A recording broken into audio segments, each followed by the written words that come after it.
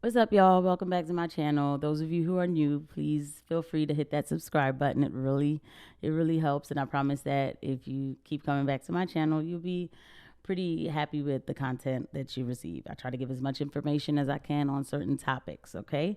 So today's topic at hand is, of course, Pfizer getting approval for children ages 5 to 11 being able to take their jab for COVID-19. So before, of course, I get started going off about this situation, why don't we run back and see how we got here? What has gotten us to present day? How did we get to this position? Okay. So I started to think about that. Like it feels so long ago when all of this started. All right. So back in March 2020 was the first time we heard 2 weeks to slow the spread. And 2 weeks to slow the spread was supposed to be to mitigate like people going into the hospitals. They didn't want the hospitals overwhelmed for the doctors and the nurses, for medical staff to be able to handle patient care. All right. So even though in my head I thought that that was still insane, I still felt like when it was explained to me like that, I said, all right, cool, whatever. This decision was made due to there was a model that was put out by some scientist I can't even remember his name. He put us in this position, but whatever. He said that his model predicted that 2.2 million Americans would be dead of COVID-19 before the year was out, and like 500,000 people in the UK would be dead too. And so then everybody really started scrambling. And then, of course, yes, 2 weeks to slow the spread turned into 3 months and everything else. But then he turned around and said, because they were trying to peer review his model. And when everybody was trying to other scientists, that's what they do. They peer review. Like you come out with some sort of like algorithm to something, you're supposed to share your numbers with other scientists, and then they review it to say if it makes any sense. And he was holding on to his algorithms. And so finally he came out and was like, I might have exaggerated just a tad bit. But it didn't matter because the wheels were already turning. And here we were in pandemic mode. So now we're in pandemic mode. So I would think, or anybody would want to think that, all right, well, why don't we collect the data and see, what's going on? First of all, let's see how we can help people and heal people. So people were going into ERs, walking and talking. A lot of cases are explained like this, that they were walking and talking, and doctors were saying that their pulse ox were dropping. So they were pretty much giving them propofol, which is a sedating medication, and then putting them on a ventilator, a breathing machine, so that they could beat COVID-19.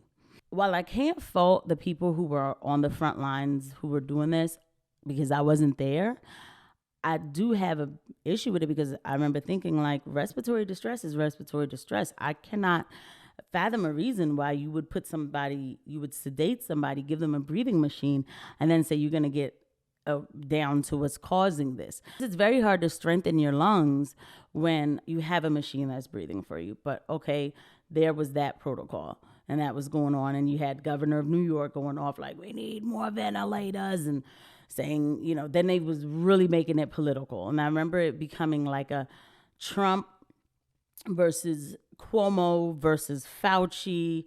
And then it became political, and it also became fanatical because you had Saturday Night Live. They were doing skits on Fauci. Brad Pitt was playing Fauci, and he said he was so honored. And I'm like, what is this? And then Cuomo was getting Emmys for his wonderful speeches that kept the country together. Thank God we had Cuomo. Okay. But also the numbers were going up, right? People were dying. It was like, oh my gosh, it's like 50,000, and it's like 100,000 and everything. But there was also criteria that came out telling doctors, if you assume patients to have COVID-19, just go ahead and put it on the death certificate. How are we going to pay attention to the numbers of who's really dying from this thing if you have the right to just say, I'm assuming this person has died of COVID-19, so I'm going to go ahead and put that on the death certificate. And so you even have, like an example, New York had reported 1,347 people died of COVID-19 in one day. But when you really look at the numbers, when you really look at the breakdown, it was 18 people that they could say for sure it was COVID-19 that killed them. many states were taking back numbers, such as like even this headline, Texas had to take back 3,000 probable deaths. Somebody would say, well, that's just 3,000. But if this was continuously happening in many places, then that skews with the numbers. The numbers were very important to watch and see where are we going with this virus. And the thing about COVID-19, yes, it is the symptoms from SARS-CoV-2, but it is one of the many coronaviruses. Even if this one was beefed up in a lab, it's still a variant of coronavirus. Coronavirus being one of the many cold viruses that we do run into, the common cold. There's now a jab out for the common cold, you could say. Even though, yes, it is a different strain of the virus. I understand that. It's a different strain. But the thing is, you run into so many different coronaviruses that it is a little dangerous to take a jab or be given a jab when you've had exposure. These are the things that we talk about here. Like these are the conversations that I talk about here on this channel, but we're not allowed to have in mainstream. We're not allowed to say anything is bad about this jab. But I've shown you before in other videos how a jab can cause mutations, or I've shown you the numbers coming from VAERS that are not even reporting everything that's going on with this jab, okay? And then now fast forward to we're going to give it to kids without knowing everything about this jab. And when I say like without knowing everything about this jab, I mean more like we haven't really studied it that long, like at all in humans. But here we are today. We're going to give it to kids. And in the trials, they're saying like, oh, yeah, well, in the trials, it was 91% effective in children. And, you know, we didn't have any severe cases of COVID or deaths from COVID with the people who took the jab. But apparently it's also being reported that they didn't have any severe cases with COVID or deaths from COVID with the people who didn't take the jab, with the kids. 91% is pretty much meaningless because let's rewind back. Kids don't get that sick from COVID. Now, there were millions of kids who did test positive for COVID, but that didn't mean that they got really sick. In fact, it was known that children could be exposed to COVID and maybe have like a little cough or like some sniffles or something, but they didn't get that sick, but they built a wonderful, robust immunity to this particular COVID. Coronavirus, like I said, is one of the common colds.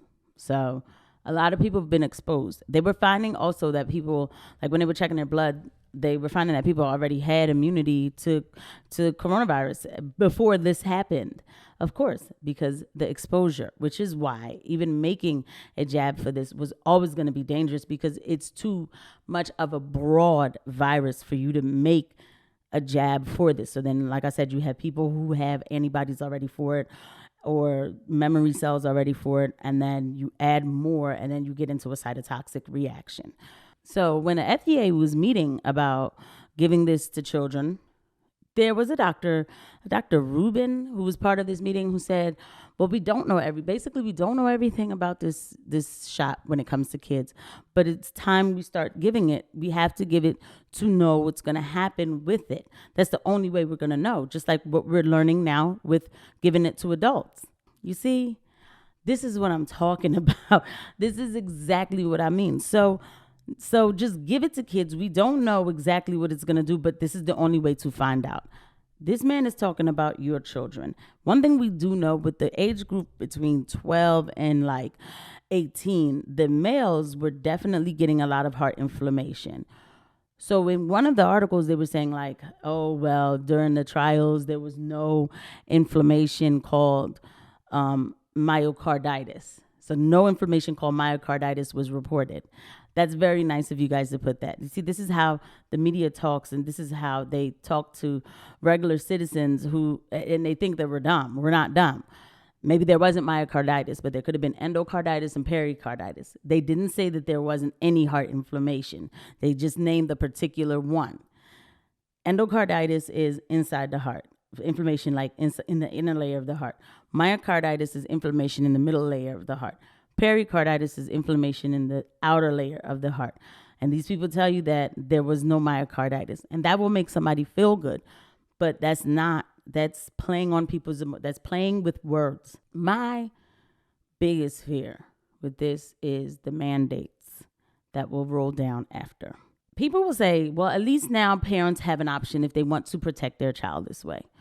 Yeah, that sounds fine, except for parents aren't getting informed consent about this jab. You're not going to be able to weigh out the benefit to the risk because you're not getting informed consent. Because remember, the man said we got to give it to the kids first to find out what it's going to do. There will be mandates because when they see that a lot of parents aren't choosing to make their child a guinea pig, okay, then they're going to say, well, now we got to mandate it in the schools because there are no refunds on these jabs. And these vaxes have been already purchased and they're already being sent out to pharmacies, hospitals, doctors' offices. They're already being sent out. And a prime example, Governor Gavin Newsom already said they're mandated. He said as soon as they're approved, they're mandated. Okay, he said that like in the beginning of October. And remember, to give it to the children has been approved under EUA. The jab itself is not approved by the FDA. It doesn't have full approval. Oh, but they did give it full approval. But that was Comirnaty. And that jab is not on the shelves. And it has a little bit of a difference to it.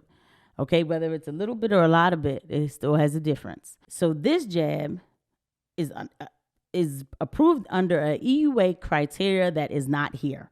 We do not have a bunch of children dropping dead of COVID-19, thank God. Where is the benefit that outweighs the risk here?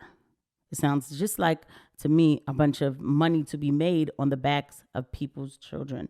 To me, I don't think that is, I know it's not right to use children as guinea pigs and not tell the truth to parents to make informed decisions on their kids. October is 5 to 11. I guarantee you before the year is out or by the end of November, it will be toddlers and infants because they've been revving up the trials to come up with those numbers so that they can get approval for that too. Where is the emergency criteria to give it to children and infants and toddlers? There's no emergency criteria to me to even mandate it for adults. This is just a little bit of what I wanted to talk about with giving it to children. How did we get to this point? Just to kind of bring everything back, to scale back from the whole, vax versus unvax discussion. I don't have, as of right now, all the information as far as like adverse reactions when it comes to these kids because we haven't given it to this age group yet and we don't really know everything just yet. But as soon as I get it, I'm going to be making another video to give even more detail. So this is what I have for you guys for today. And if you just stick with me, like I said, if you're new to my channel, so just go ahead and hit subscribe because every time I get real information, I'm always going to share it because you're not going to hear this stuff on CNN. You're not going to hear this stuff on CBS News or local news or anything. You're not going to hear it. They're going to just say, yay, jabs are here. Take jabs. That's it. You know what I'm saying? So I'm sharing what I'm getting from places like the High Wire, what I'm getting from, things that certain doctors are, that they share. Any information that I get, research that I do, I'm bringing it here to my channel because it is important to have honest dialogue about these medical treatments, all right? So thank you again for listening to me. Please subscribe. Please hit like, comment below, share this video. Comment, though. Tell me what you think about this video and everything that's going on right now. And I'll see you guys on the next one. I'm sure that I will see you guys on the next one. All right? Bye.